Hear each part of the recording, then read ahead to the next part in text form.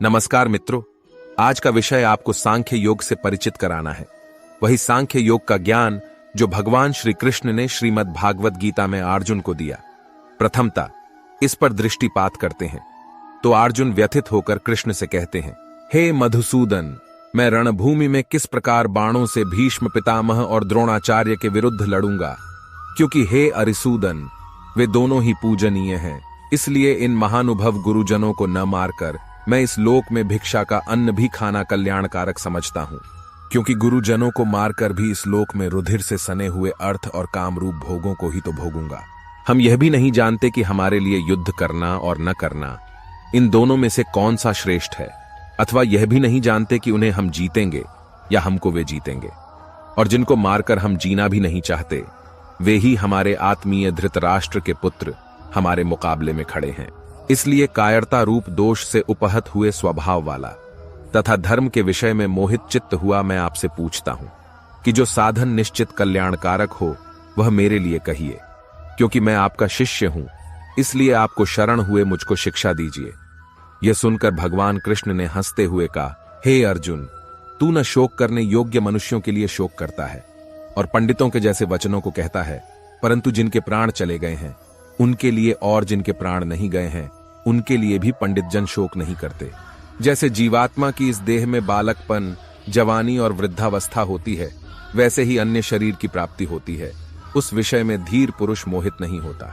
हे कुंती पुत्र, सर्दी गर्मी और सुख दुख को देने वाले इंद्रिय और विषयों के संयोग तो उत्पत्ति विनाशशील और अनित्य हैं। इसलिए हे भारत, उनको तू सहन कर, क्योंकि हे पुरुष श्रेष्ठ, दुख सुख को समान समझने वाले जिस धीर पुरुष को ये इंद्रिय और विषयों के संयोग व्याकुल नहीं करते, वह मोक्ष के योग्य होता है। असत वस्तु की तो सत्ता नहीं है और सत का अभाव नहीं है।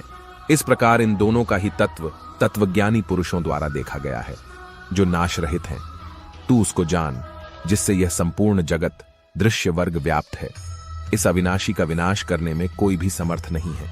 इस नाश रहित अप्रमेय नित्य स्वरूप जीवात्मा के ये सब शरीर नाशवान कहे गए हैं। इसलिए हे भरतवंशी अर्जुन, तू युद्ध कर। जो इस आत्मा को मारने वाला समझता है तथा जो इसको मरा मानता है, वे दोनों ही नहीं जानते, क्योंकि यह आत्मा वास्तव में न तो किसी को मारता है और न किसी द्वारा मारा जाता है। यह आत्मा किसी काल में भी न तो जन्मता है और न मरता ही है, तथा न यह उत्पन्न होकर फिर होने वाला ही है, क्योंकि यह अजन्मा, नित्य, सनातन और पुरातन है। शरीर के मारे जाने पर भी यह नहीं मारा जाता। हे प्रथापुत्र अर्जुन, जो पुरुष इस आत्मा को नाश रहित, नित्य, अजन्मा और अव्यय जानता है, वह पुरुष कैसे किसको मरवाता है और कैसे किसको मारता है।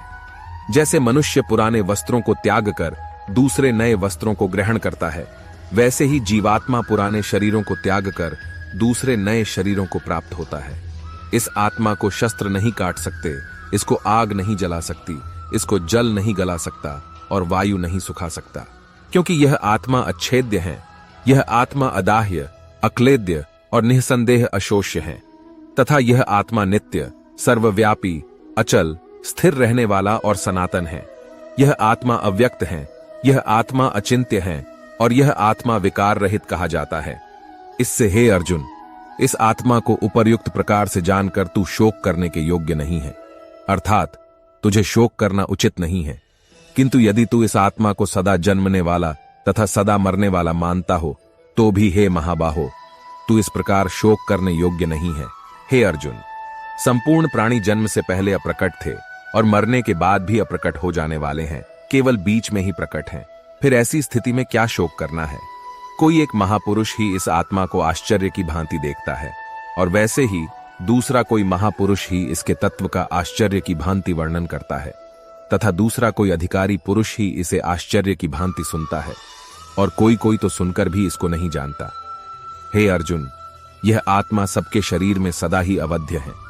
इस कारण संपूर्ण प्राणियों के लिए तू शोक करने योग्य नहीं है। यह संवाद भगवान कृष्ण और अर्जुन के मध्य सांख्य योग से जुड़ा हुआ था। इसे संक्षेप में कहा जाए तो शरीर और आत्मा एक नहीं है। शरीर वृद्ध होने पर भी आत्मा वृद्ध नहीं होता। शरीर विषय विकारों से लिप्त हो जाने पर भी आत्मा इससे निर्लिप्त ही रहता है। शरीर का नाश होने पर भी आत्मा का नाश नहीं होता। आत्मा जन्म और मृत्यु से रहित है। यह न किसी के द्वारा मारा जाता है और न कोई इसे मारने में समर्थ है, क्योंकि यह अमर, अविनाशी, नित्य और सर्वत्र व्याप्त है। जिस प्रकार हम पुराने वस्त्र त्याग कर नए वस्त्र धारण कर लेते हैं, वैसे ही आत्मा नया शरीर को प्राप्त हो जाता है, और यह क्रिया यही सांख्य योग कहलाता है।